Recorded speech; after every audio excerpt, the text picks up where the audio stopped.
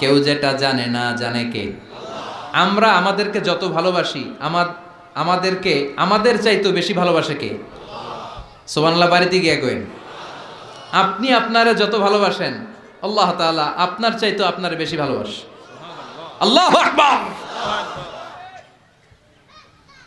প্রথম 3 আয়াতে প্রশংসা বাণী, চতুর্থ আয়াতে নিজেদের পরিচয়, পঞ্চম, ষষ্ঠ এবং সপ্তম আয়াতে কেমন করে দাবি দাওয়া পেশ করব সব শিখায়া দিলেন কে?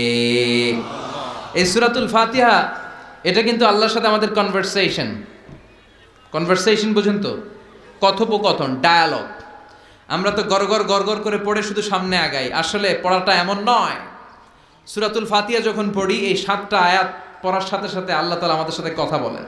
আমরা যখন বলি আলহামদুলিল্লাহি রাব্বিল আলামিন তখন আল্লাহ আমাদের সাথে কথা বলেন।